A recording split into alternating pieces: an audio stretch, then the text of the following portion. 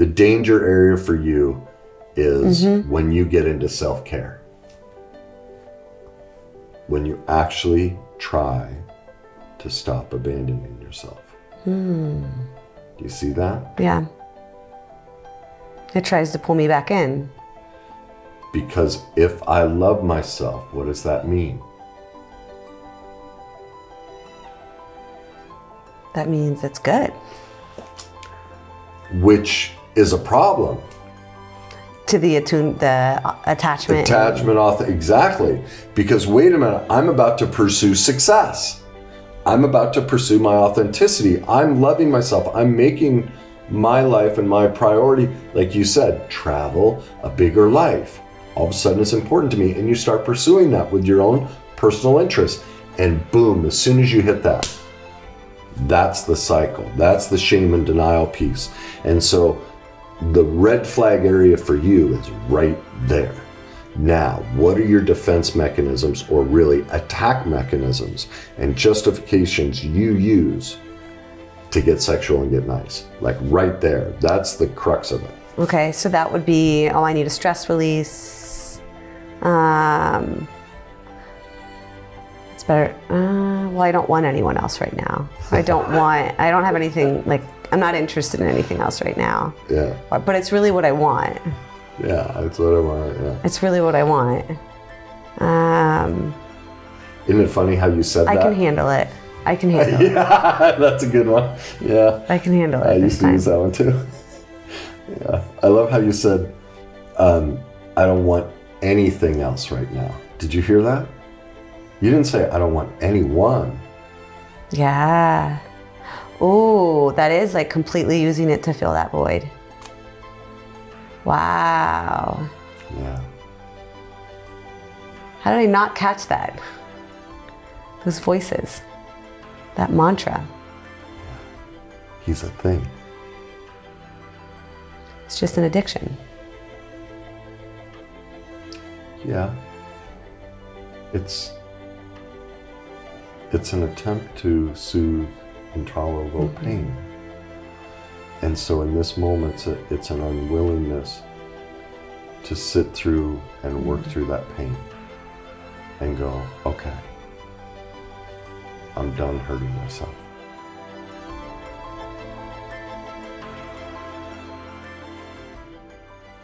So what do you want to talk about?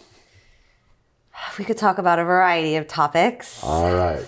We need to play darts, put them up on a board and see which one. Christina roulette. That's right. Probably we could either go towards the perfectionism and the black and white thinking, or we could talk about attraction towards emotionally unavailable men. So we could go either way. If you could have 6 months from now, if one thing could never be a problem in your life again, what would it be? The emotionally unavailable men.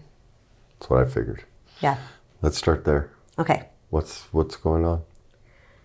I'm very attracted to love avoidance, emotionally unavailable men. I feel like I don't always see it right away.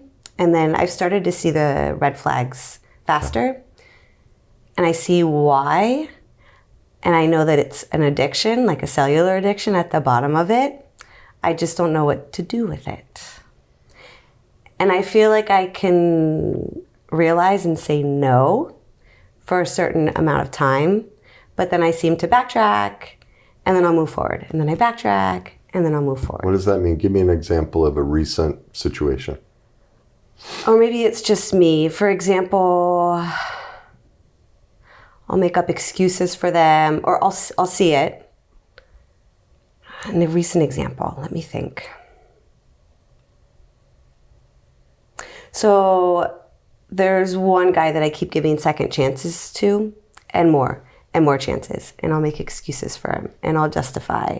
So what is he doing, and how do you convince yourself to give him another chance? Well, I tell myself, so one thing that I've learned as well, in the beginning of the last year, I realized I would doubt myself a lot and second guess myself on what I really wanted. So, and I've seen a lot, and so I keep telling myself, well, no, it's what I want. It's what I want. And he's helped me heal and see a lot of the underlying patterns in it, like as far as the love that I was missing from my father, the lack of love that I had, how I really want to be loved. So I don't want to be loved this way. I want to be loved that way. And I think I struggle with, but I really want it. But I also know that, like, from all the signs that I see in it, it's emotionally unavailable, and it's ultimately not really what I want. Does that make sense? What I hear is you talking about the theory around it, not the details. And what I'm curious about is, how do you know that he's emotionally unavailable? What are the signs that you see that stand out to you? Because anytime we talk about emotions, or I'll talk about emotions, he runs. And how does he run? Silence. Complete silence. So you do most of this through text? Yes. Okay. Do you ever try and talk to him about it in person? We have a couple. I have once or twice. And it's just smiles, and it's me doing most of the talking, and he doesn't really say anything or comment, but then nothing changes. But you had said he's helped you see stuff about your father and stuff. How did he do that? Because I would have I would have the emotional reaction. Which is what? What would you do? Anger. A lot of anger. And how do you express that? I wouldn't express it to him. I've expressed it to him once or twice. But it was more me, where I would just get angry. So almost angry, I internalize it more, where I would tell myself, this is a lack of respect. I don't deserve this. I deserve more. Okay, keep going. And I always try to see both sides, so perspective. And I would ask myself, like, what is this teaching me? What is this anger from? And it would show me, like, oh, this is anger from how your father wouldn't spend time with you, or how your father always seemed to be irritated with you. Like, there's a couple times where I felt like a bother to him, an annoyance. And that's my emotional reaction, so I would own it, and that's how I felt around my father. How did he respond? Like, did you say, No. See, I think I'm a little bit avoidant with it too. Now we're getting somewhere. Yes, I'm avoidant with it too. How are you avoidant? I won't approach him with it. I'll take the feeling and I'll run. Mm-hmm. And I'll figure it out on my... You're doing all this on your own. He's not even aware of it. Yes. So who's the avoidant? Me. Yeah.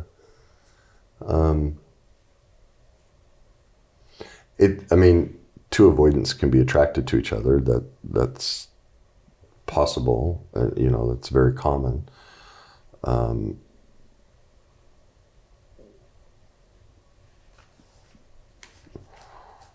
What do you like about the dynamic with this person?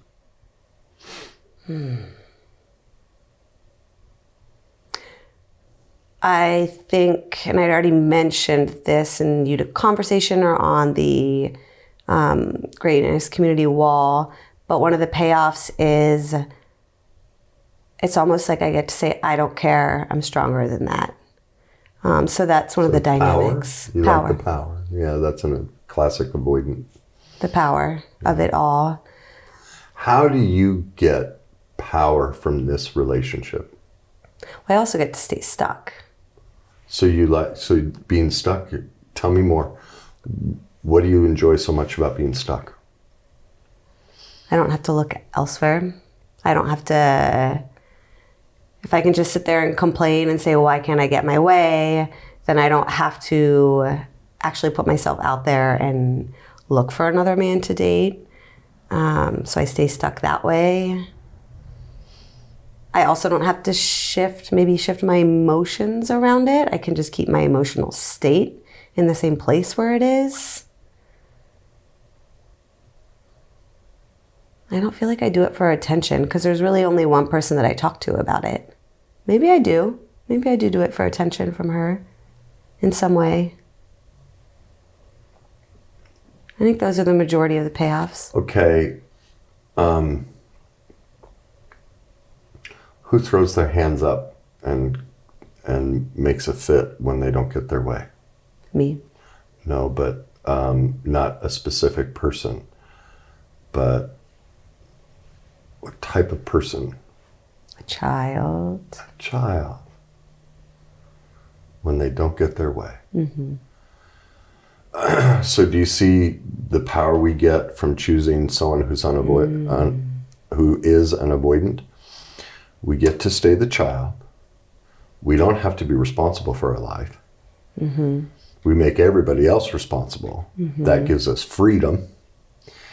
We get to stay immature. We never have to step into our life, claim our authenticity or anything. There's no responsibility. Everyone else is now there to take care of us. So it's a very manipulative dynamic that keeps us stuck as an infant. And there's tremendous power in being an infant, because what happens when you're an infant? Everybody runs to your rescue. Amen. And so then we have who to go to? Mommy and Daddy. And in this case, you mentioned somebody that might be playing that role. Mm-hmm. Which is interesting because we your girlfriend is who I'm referring to. We share that role. So we go back and forth for each other? Okay. Yes. Yeah, we do. All right. Because she'll come to me for advice as well. Gotcha. Okay. So then when you tell me about the anger. How does the anger show up? It shows up as rage, as like, you can't do this to me. Can't do this to me. Keep going. And rage not just against him, it's against myself as well for going back into it. Okay. It shows up as frustration, sadness, probably sadness at the bottom, resentment.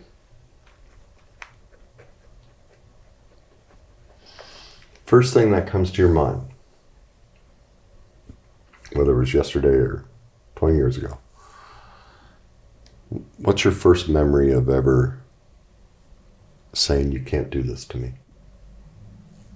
Oh, probably like my first memory would Whatever pops up. be like 6 or 7. Do you remember what happened? No, but I can pinpoint that feeling right around that age. But you don't remember what happened? No. Do you remember a situation where where you remember what happened and you're like, you can't do this to me, or you had that same experience? Yeah, probably multiple times in life. What's coming up?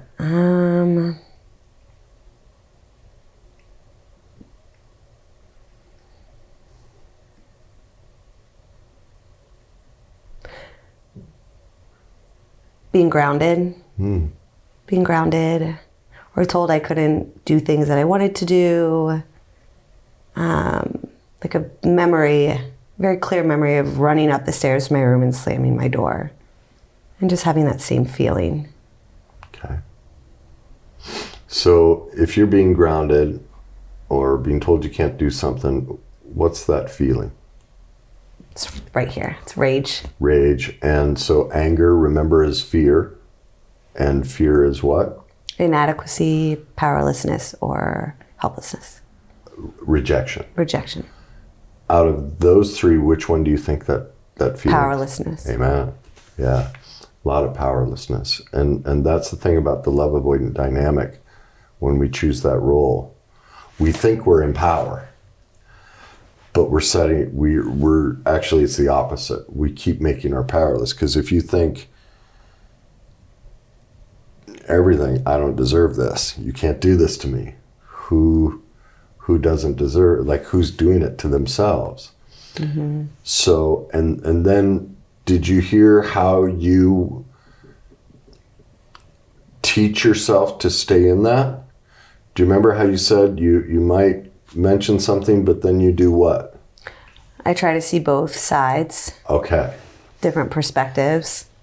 All right. So tell me what that looks like. Like, give me an example of you're like, she did this to me. This is not right. I don't deserve this. You can't do this to me.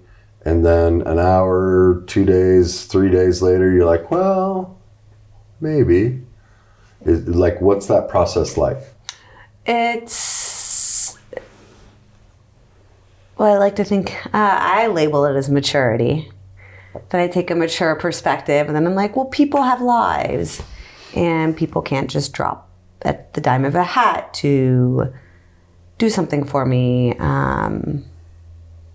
People have prior plans, but it's lies because, I mean, if people really want to do something, they're going to do something. They're going to do it. It's been my experience that we have responsibilities, but the catchphrase these days seems to be, I'm busy.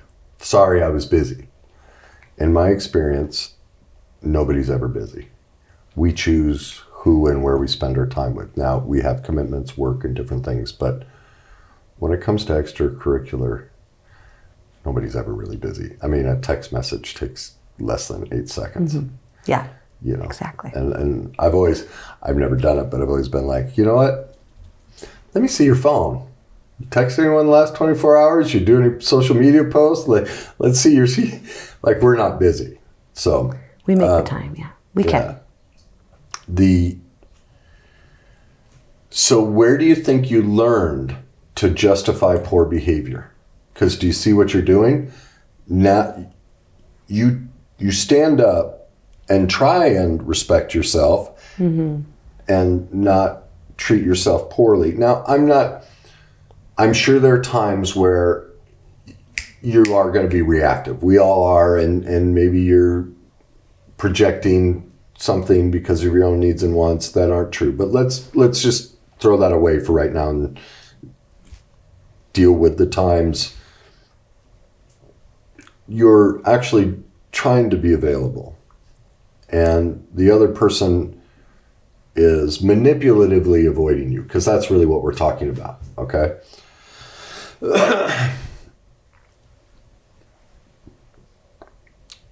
When you see how you start talking yourself back into it, where did you learn that? What's that about?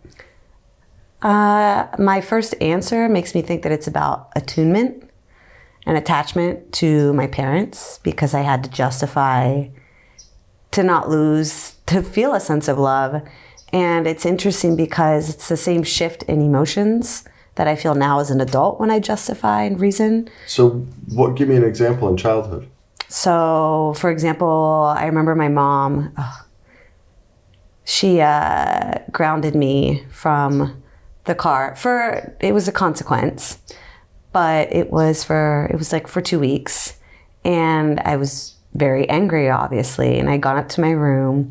And then it's probably the same thing, like 2 or 3 hours later, I come out with a sunny disposition because I had to. That was maybe expected of me too.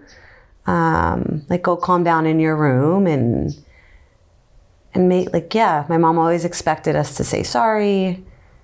And then she'd say, you're forgiven. And so it was the same shift in emotions, like anger, sadness, and then internalizing. And then maybe not forgiving, but putting the feeling away. And it was almost like a reverse of the feeling. So there was a ritual. And it sounds like part of the ritual was you'd get some sort of acceptance or forgiveness. Mm-hmm. Does he give you the same? Mm-hmm. How does he do it? He does. Yeah. How? He does. What's he do?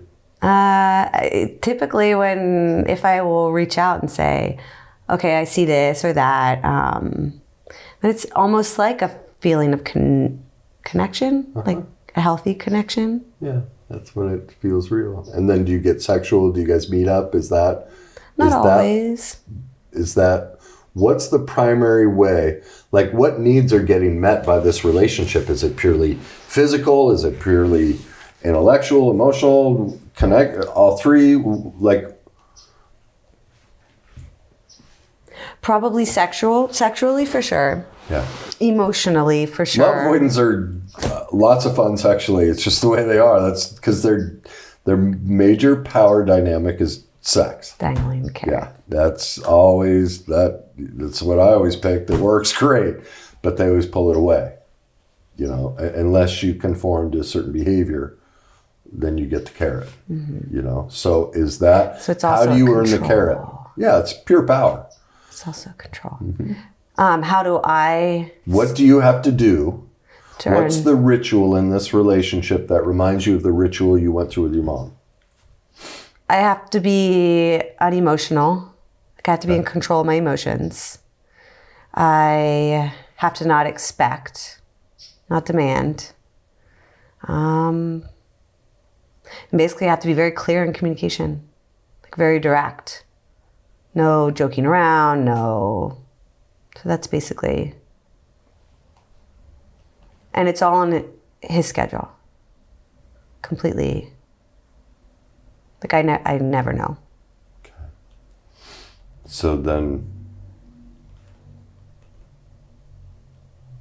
are you able to map out the cycle of this loop you're on, of the high you get from the chase, and how you start giving yourself away as you chase him, and he slowly rejects you, which triggers the rage, then the internal explosion, the slamming of the door and going in your room and pouting and throwing a fit, screaming at the pillow, and then coming out and realizing, well, wait a minute, the only way I'll get his attention is just like mom. I have to shut all this off, shut down, come back out with my sunny disposition, but only in a certain way so that I get forgiveness, and boom, I get this area here where he's available emotionally only in his way, intellectually only in his way, and sexually,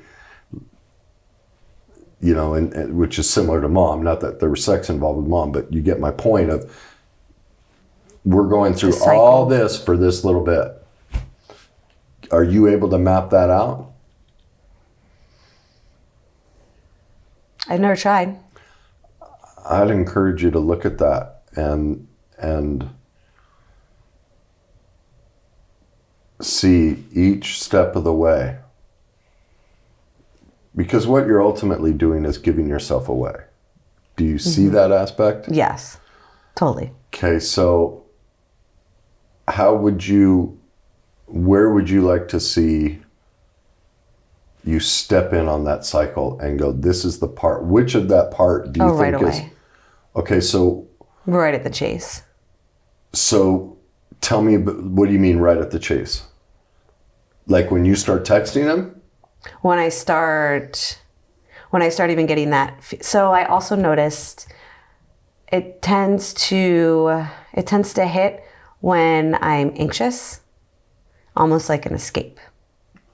So some sort of current stress in your life? Do you know what, is it a financial? Is it what kind of stress? It's been financial. It was also like holiday. Okay. So being around loneliness. My family.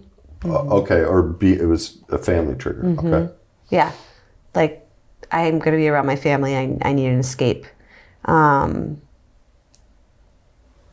Maybe loneliness. Maybe some loneliness too. Okay. And so your medication right now, has this been a common trait with men that you picked? When those stressors hit, that's when you get I'm assuming you get flirty and you dangle the carrot. Is that how it works? Yeah. Okay. As opposed to, hi, I'm feeling lonely right now. Could we go have coffee and chat? Yeah.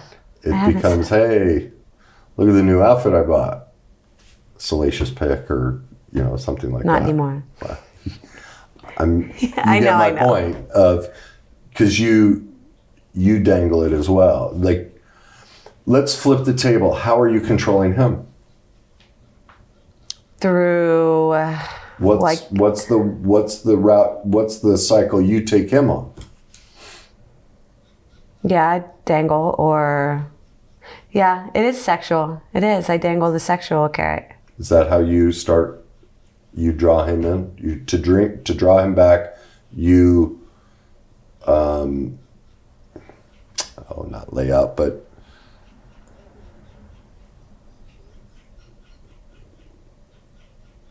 I'm drawing a blank on the word. It's so obvious. I just didn't want to say the same one, but you dangle the carrot of sex. You get promiscuous. Okay. And so when you go ahead. There's been other ways too. How else? Like when you said that we're not really nice. We're nice with a backwards motivation or intention. That's happened too. I'm so glad we're such great friends. Kind of getting nice. Happy whatever day. Yeah. Yeah, always I've works, caught myself doing that. Yeah, I was great at that. It does. It does. It works. I was so glad. I thought I was this nice guy. I was like, no, I'm so manipulative. I'm not nice. How can someone reject a text that's really pleasant and friendly? It works not every time. And then the feeling that they have to respond. It totally guilts them. Yeah. They're like, geez, how can I? Okay. Yeah. So yeah, that's probably how I... So you bounce between the two. You either communicate something promiscuous or you communicate something nice. Or I have asked, like, do you want to go do this with me or that with me? Most of the time sometimes it's met with a yes, but most of the time it's met with no. Okay. So do you know ultimately what you want? So that's the funny thing that you say that. And this popped right into my mind when you said that, was because between texts, he's told me that I don't know what I want, point blank. And I thought I knew exactly what I wanted. And I seemed to flip-flop.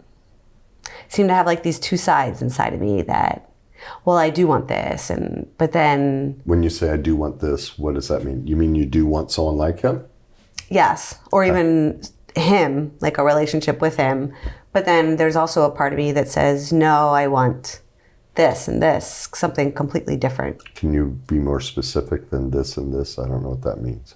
Like a big life, doing lots of things, lots of traveling. Not to say I couldn't have that with him. For some reason, I just don't envision. I envision either this or this, for some reason. Okay. Do you think he wants a relationship with you? Not from what he's indicated. Have you asked him? Yes, I've asked him twice. The first time, actually, that's how I found out that he was dating someone else. Oh! And he had been for the past 3 months. And everybody else knew. But he never mentioned that to me. And how did you react to that? Nice. Really? I did. What did you say or do? I told him that was great. And I said, are you happy? He said, yeah. I said, good. If you're happy. Wow. I could just feel the power in that. That's so nice, and I'm not even affected. You get to choose how you want to respond. Yeah, but I can feel the manipulation of, oh, good for you. Like, you don't have power over me. I'm not going to give you that.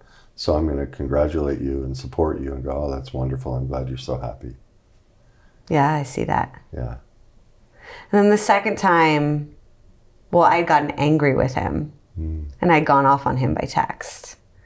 And he responded and was like, I never promised you anything. I'll leave you alone. And then obviously then I apologized. You got nice. I got nice. I apologized. And we continued doing our dance. Yeah. Okay. So,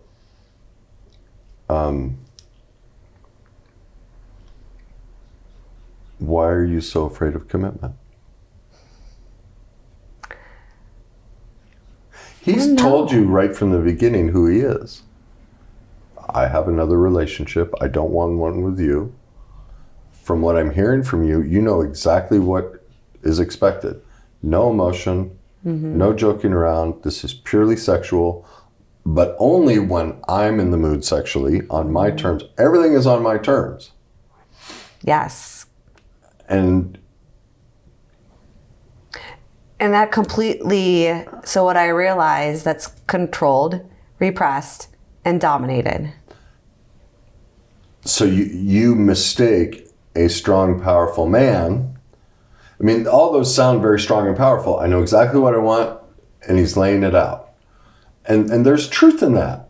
He's, from what you're telling me, he's very, very direct. Look, this is the road. If you want to drive on this road, these are the road signs, and these are the speed limits, and this is what you have to follow. If not, Totally. we're going to pull you over. You can't drive on this road. Totally. There's a toll booth you have to pay to get onto this road. As long as you pay that There's toll. multiple toll booths. Yes, along the route. Yes. And you've got to as soon as you make your installment, you can proceed. Yes. And at the end of the rainbow is me in a sexual situation.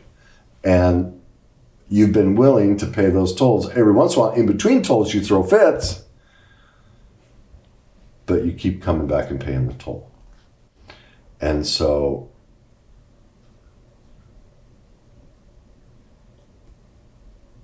why isn't that what you want? Because I don't think that's not my vision of a loving relationship. What is your vision? Great question. Communication, respect. Okay. When you text, you answer.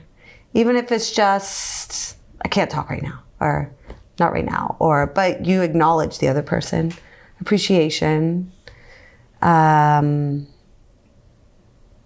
things together, not just sexual.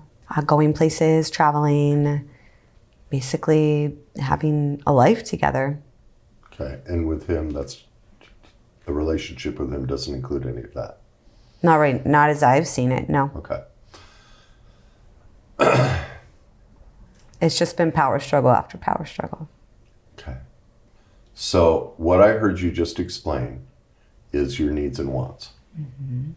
Travel, communication, everyone defines respect differently. For you, it's, I'm fine if you're busy, but it takes 8 seconds to go, I'm busy. Get back to you when I'm finished. So a level of communication, a certain style to that. And so now can you see why you would rage? Yeah. Because I'm not staying true to what I really want.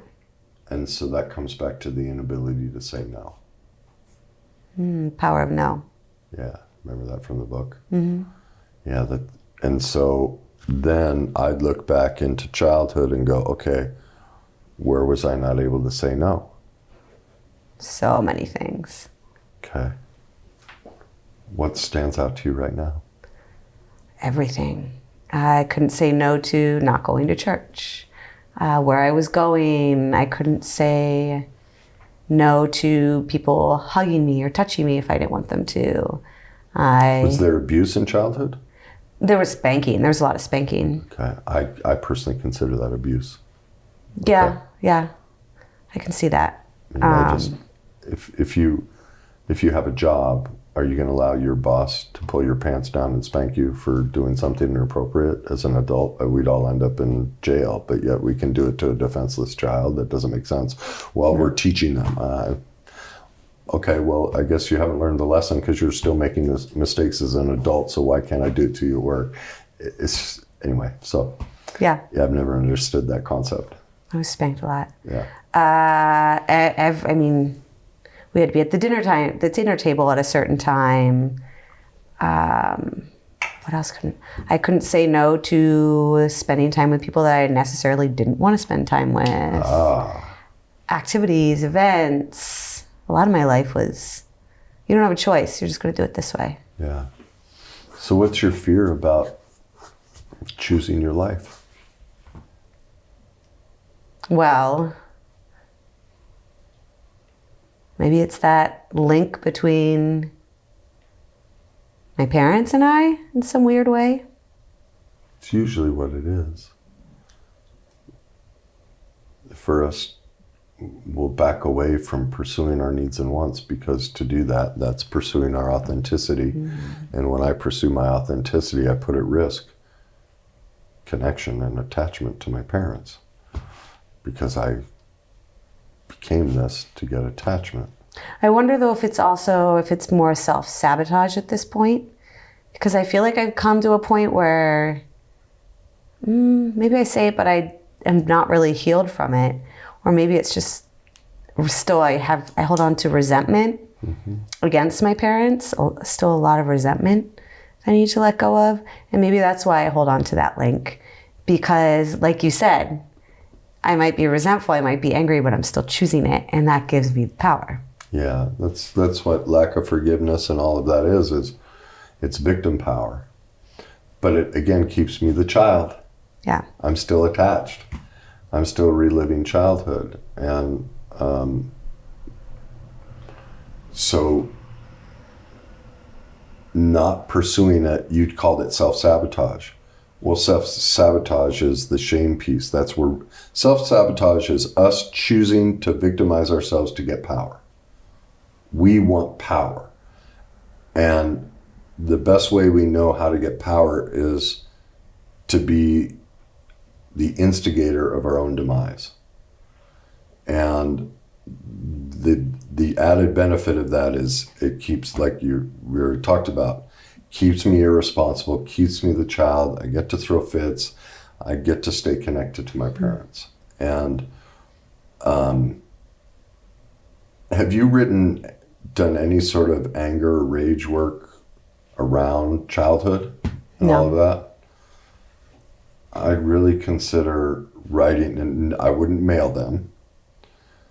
I'd consider rage letters at your parents for the powerlessness. Now, the key isn't to get into, it's like when you locked me in my room, but the key is to get into the feelings, not locked me in my room and I stared at the walls all day and all I could do was play with my dolls. Like, that's describing facts and events. When you do that, that's an avoidance of the emotional event. So it's when the door slammed behind me and I heard it lock, I felt enraged, and then let the judgments out. You selfish, you blankety blank, blank, blank, blank, blank, blank, blank. You hit something with the judgments, because I feel like I still have a fear of judgment, of judging others, because again, it goes into my perfectionism. Then I'm bad and I'm shameful for judging others. Tell me how that message got sent. How did that show up? Probably in childhood. Do you remember events? No, I just know that, not off the top of my head, but I know that my mom's family was very, very religious, super religious. So we were told many times, oh, don't sin, or so it was a spiritual judgment. Yeah. Yeah, isn't that funny? The spiritual, don't be judgy, is they're judging you for being, they're condemning you. Yeah. Yeah. For so many things. Yeah, it's very judgmental. Very hypocritical. Yeah, exactly. Don't do this, don't do this, don't do this, and all of it's judgment. Yeah, exactly. Okay. So it sounds like there's a heavy ritualistic religious aspect. Yes. To what you went through. Yeah, and I've done I feel like a lot of the spiritual work. I probably still have more to do, obviously, if I'm holding on to things and not forgiving. What do you think you need to have to do? Forgive. What does that mean to you? Let go of it. But go ahead. Ultimately, I'd want to change the underlying feeling. Okay, tell me what let go of it means to you, and what's the underlying feeling you'd like to change? The resentment. So forgive them essentially for not being the parent that I needed or the person that I needed in the moment, and let it go, let it be free. Where were you not the person you wanted to be in the moment? Not standing up for myself. And so how are you not standing up for yourself now? Probably more ways than I realize. And I've found myself telling myself, it's not worth it. I have that mantra in my head. It's not worth it. Let it go. It's not worth it. But then I stay out of my true power And I stay in my false sense of power because I choose to rise above it. My dad said that a lot too. Like, that was really his, and I think my father was very powerless in his childhood, just based on reactions and what I can remember from childhood. But that was always something he said. You can't control others, but you can always choose how you're going to respond to others. Wow. And how did you watch your dad respond to others? Depended on his mood. Is that similar to you? Yeah. Yeah, whether you're nice or angry or manipulative. And, yeah. So, which of those do you want to be? I want to be the calm, peaceful person. So how would a calm, peaceful person handle this guy? Walk away. And when you consider that, what feeling rushes over you? But wait, but I want him. That's not a feeling, that's a description. Yes. What's the feeling? I feel it in my chest. I don't know what feeling it is. I don't know what feeling it is. I can't put words to it. I just know that there's a feeling that's like, no. Keep going. Sit with it.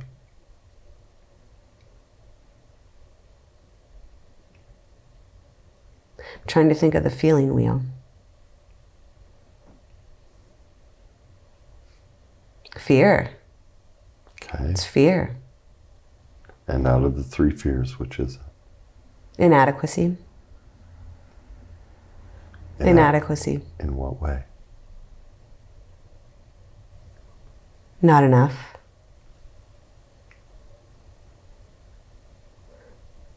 So if Like, you, what do I have to do? okay. So if you walk away, I'm not enough, what do I have to do? And ultimately, what's that? If you're not enough, and what do you have to do? What has happened to you? You have been what? Hijacked. Okay. What else? If you're not enough. If someone says you're not enough and you're left standing here alone, you have been... Rejected. And rejection is ultimately what else? Powerlessness. Yeah, but if we take a baby and we leave it at a firehouse and walk away from it, what have we just done to it? Abandoned. There you go. Abandoned. Now think about the feeling in your chest. Sit with that and see how abandonment resonates. Yeah. As soon as you said it, it clicked. Okay, so when you walk away, when you stand up and go, this isn't for me, I'm going to claim myself. Picture that and tell me about the abandonment that comes with that.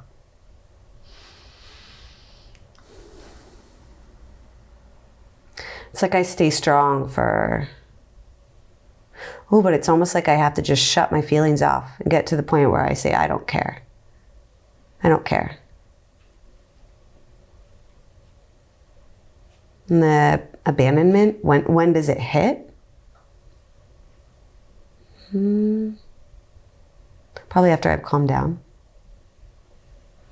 Like 2 or 3 hours later. So you use rage to protect yourself from feeling the abandonment. You start to feel the abandonment, and then you do what? I distract myself. I won't reach out right away. I distract myself. I focus on myself. And then eventually I reach out. So do you see how your map, you're starting to create your map? Abandonment hits. I try to love myself. But ultimately, what's missing in that self-care process that all of a sudden you become sexual or nice?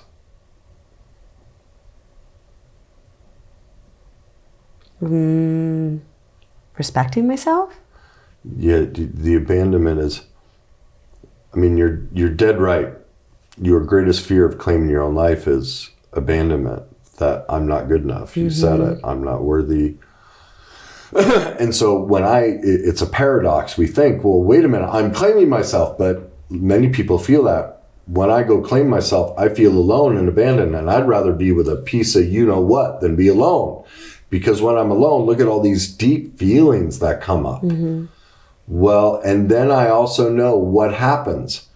Once I get past this self-distracting rage and all these manipulations I use not to feel that abandonment, eventually, because anger always runs out of steam. It's a temporary power source.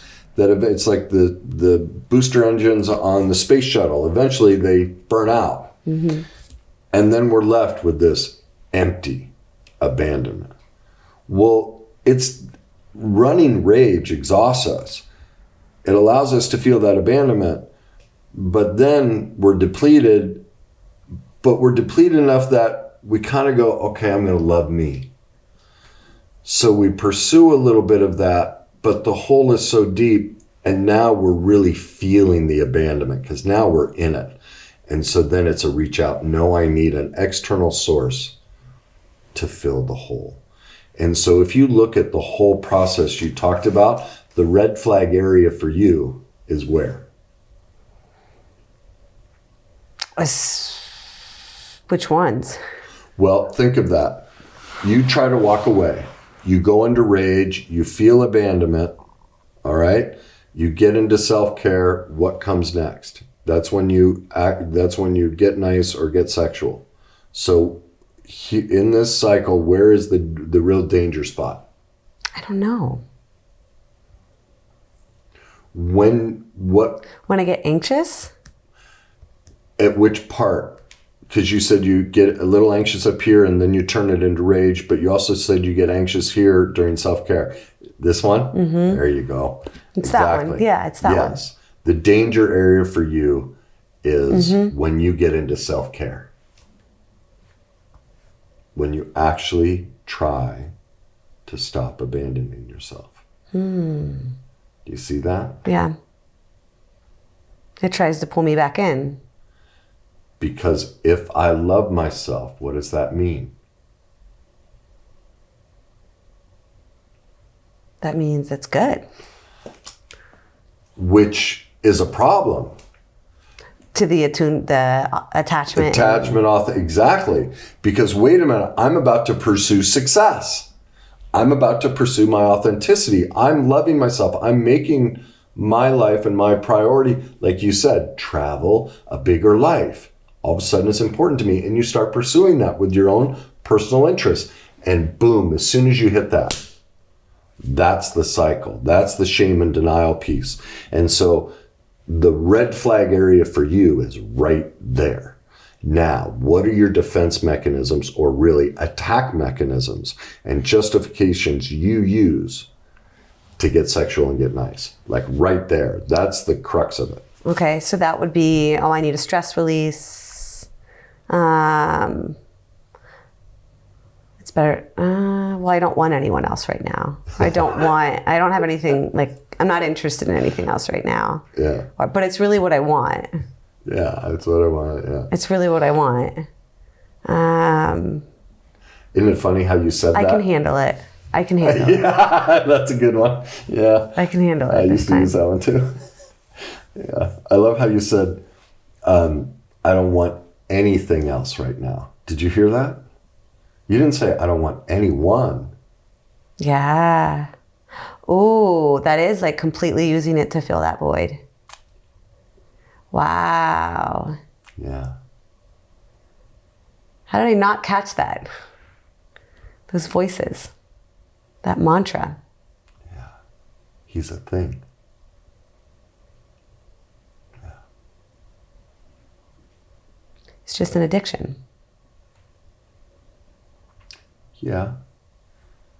It's an attempt to soothe intolerable pain. And so in this moment, it's an unwillingness to sit through and work through that pain and go, okay, I'm done hurting myself. And I'm done hurting someone else because I'm treating this person. Well, let me ask you, does it fit within your morals and values to treat a person as a thing? No. Okay. I mean, I don't judge it. Okay. Getting into that reality of, wait a minute, are you okay with being treated like a thing? I mean, some people are. Like, again, it's one of those things to look at of, because of the release of being, you know, so is there an aspect too? Because if he's a thing, then I'm a thing too. So I'd look at that of, if you're a thing, what does that give you? If you're a thing to a person, when we just, you know, become a sexual thing to somebody like that, or a manipulative thing, what's the benefit of that? Do you see what you get from being a thing? You can be avoidant. Yeah. You don't have to have real feelings attached to it. Yeah.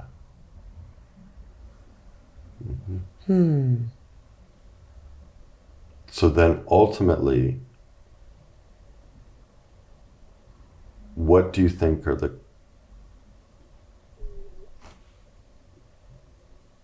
what do you think is the main choice you have to make for you? Walk away. Okay, yes. And have backup plans so Yes. that when it hits, I know what to go towards. And what is it you need to go towards? Myself. And okay, now let's talk about that. Because right now, you're treating yourself as a thing. And so if you were no longer a thing and you were you and yourself, how would you treat yourself? With respect. Which that's a buzzword. I don't know what that means. So that means making myself a priority in my life. Still too superficial. Yeah. What makes you a priority? By considering my feelings and my emotions first. Still, do you see how you're avoiding with me? Am I? Yeah. Do you see respect? Yeah. You know, considering myself first. Well, respect is, I don't allow people, if somebody shows up, well, let me do it differently. Respect would be. So it's like boundaries? Boundaries.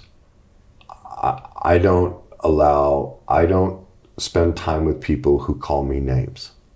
That's a specific respect thing. I don't allow myself to date people who don't respond to text messages. That's a respect thing.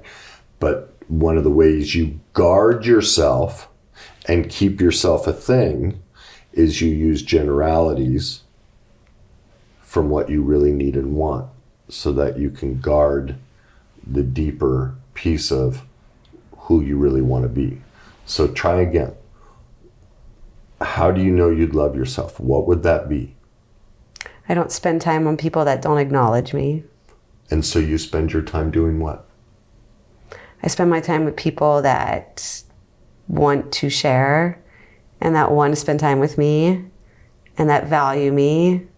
Do you have people like that in your life? Yes. How many? Like one or two. Okay. Is that enough, or are you the type who No. needs more? How many do you need?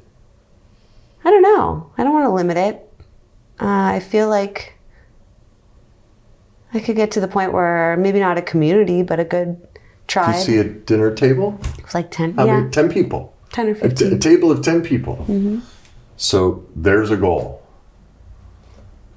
When I want to be a thing or make him a thing, instead, I'm going to cultivate someone in the group. I don't know your social circle. I know the groups that you're in. I'm going to reach out to them and try and build connection there, or through, your work and different things like that. Yoga, all that different stuff of no, God, AA meetings, meetup groups. I mean, there's millions of opportunities to build connection over interests that you share. So, I mean, what other interests do you have besides yoga and personal development? Anything fitness related, nutrition. Nutrition. Cooking, kids. I have children. I love talking to moms. So moms groups, cooking groups. Design. Like, do you see all the different meetup groups, different avenues you could go and have a table full of different interests at the table? Like, wow, that sounds like a great dinner. I want to be invited. There's a lot of eclectic people in that mix. That sounds perfect. Yeah. Yeah. So what else do you need to not be a thing? Love. And what is love? Love is that warm, fuzzy feeling. Love is taking care of yourself. And how do you take care of yourself?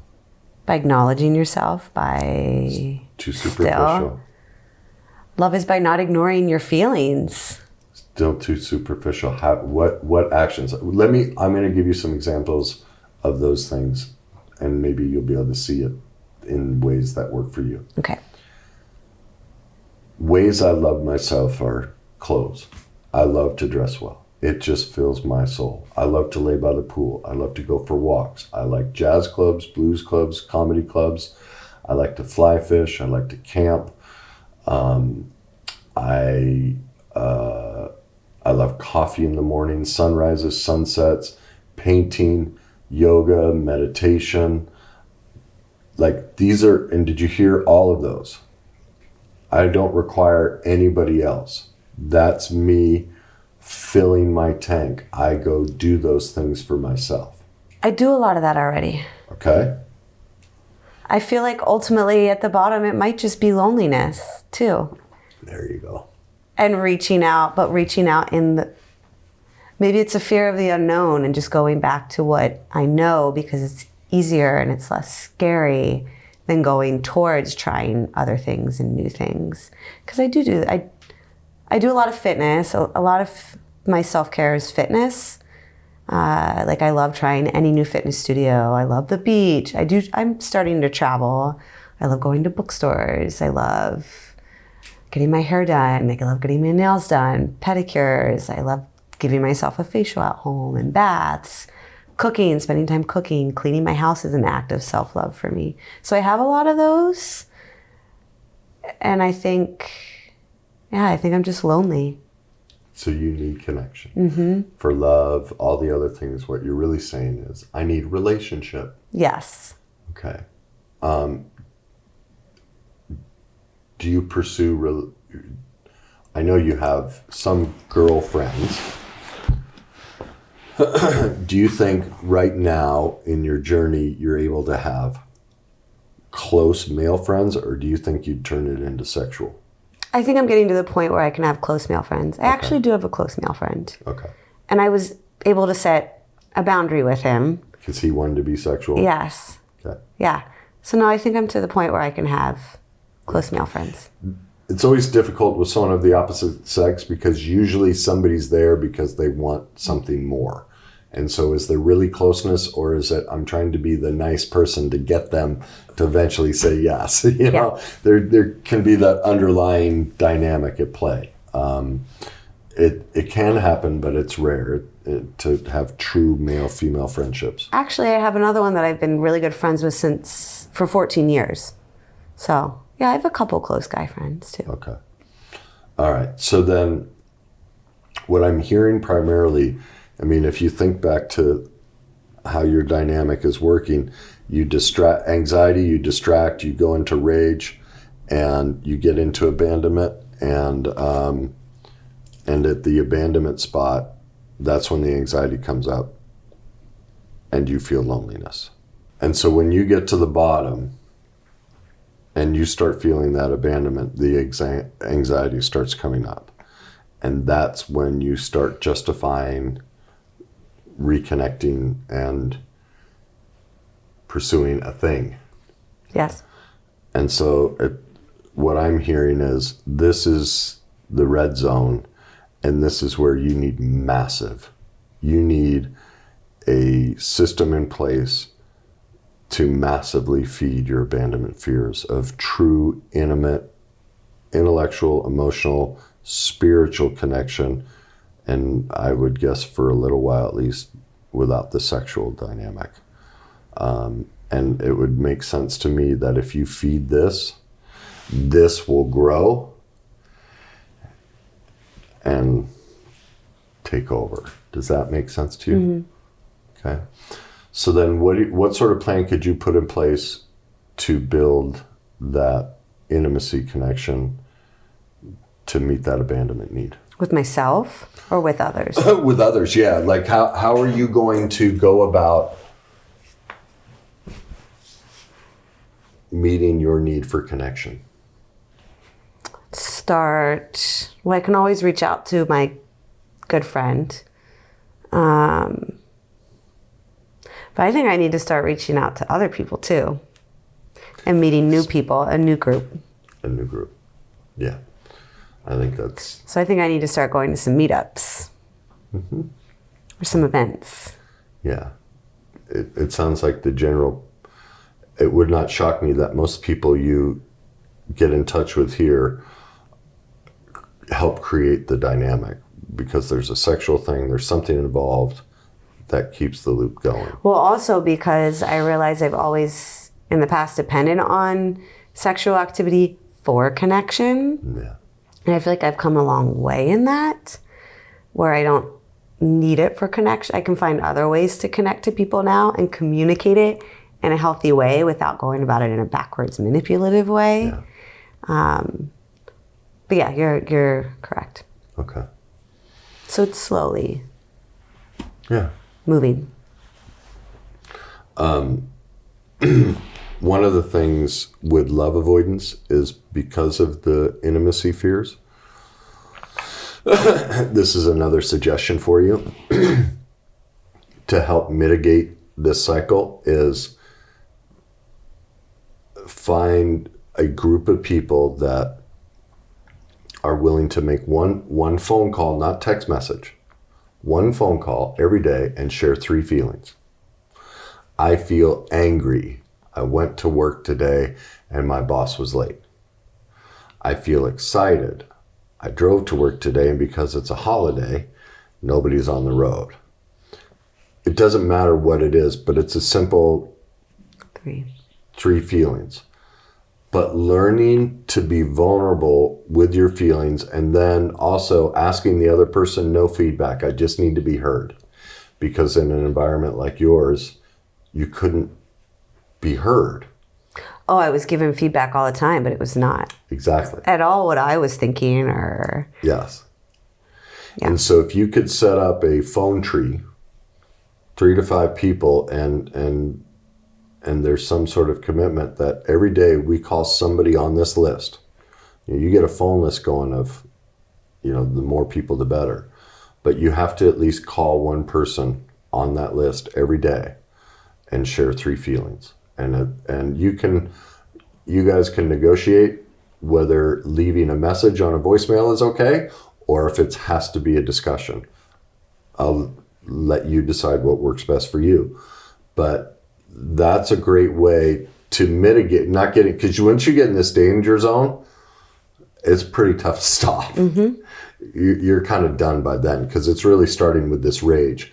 This rage is really the first trigger. The dissociative rage is the first trigger that you're heading in this direction. And so here is probably where you need to be making those phone calls the most.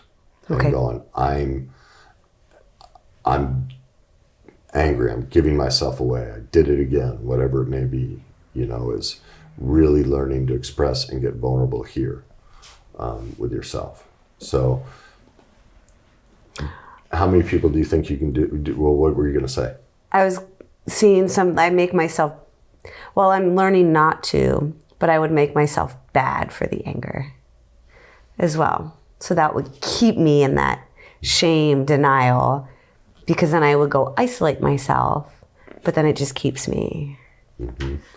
Yeah. So this is where the abandonment starts, where you start to abandon yourself because you say you're bad and then you isolate when you get angry.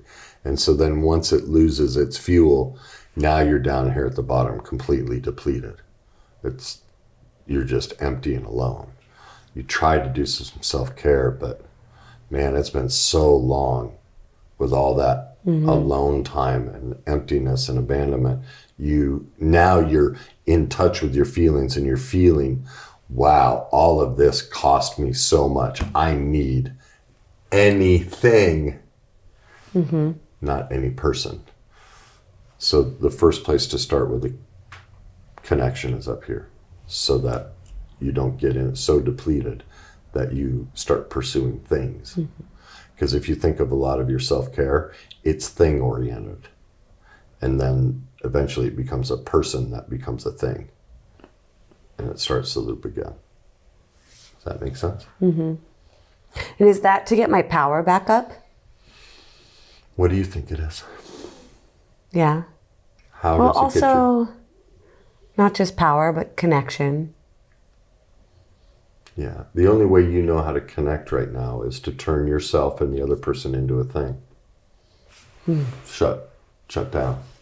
And that's your cycle to do it. Because you're so afraid of intimacy, you have to turn it into a thing. So what do I have to do to get over my fear of intimacy? What you told me to do?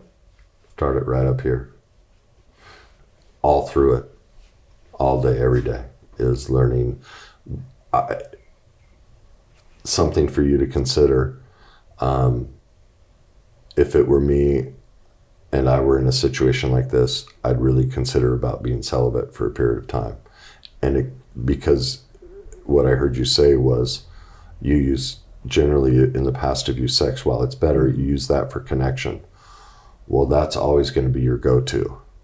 Well, I'd back off of that and let the overwhelming nature of that loneliness and abandonment and all that learn how to work through that and develop and share that pain with somebody. If, man, I'm freaking miserable and I'd do anything, literally do anything for anything right now, feel that emptiness. And learn how to work through it and share it and get true empathy and support, And I mean, if you can't find anybody, there's tons of sex addiction groups. And it becomes it depends how hungry you are for the solution. Go to an AA meeting, just get around people. Like that's what I had to do, was just be around people. And it's not that I'd always talk, even though I'm an alcoholic. I just needed to be around people and hear their stories. In the beginning, I couldn't say anything. There was enough intimacy. Just listening to them, I felt better. Because, that's my story too. Connection.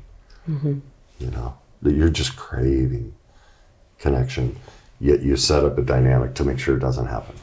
Because I'm so fearful of it. Yeah. Scared of the success of it. Exactly, and then angry at yourself because you know what you need. You need and want a very full life. That's you. So the other voice over here that's bankrupt is robbing you of that. Yes. Yeah, it's spending the time still fighting the power struggle. And so it's making the choice and looking at that power struggle and going, is this worth the pain? Maybe it is. Maybe it still will be for some time. Like, I won't judge it, but ultimately you'll let it go when you're tired of that pain. This isn't working. True. Okay. Does that make sense now? Do you see now why you're so attracted to an avoidant man. Yes. Is it more clear? Okay. What do you understand now that you didn't understand before? The whole cycle. I think I saw parts of this cycle, but I don't think I understood it completely. Mm-hmm. As far as now it makes more sense. I didn't piece the actions together. I was just thinking of the feelings and not putting the actions into it. So now with the words and the actions actually in it, it makes more sense in my brain. Okay. Do you feel like you have some tools, if you choose to change all that? Okay. Let's end it there.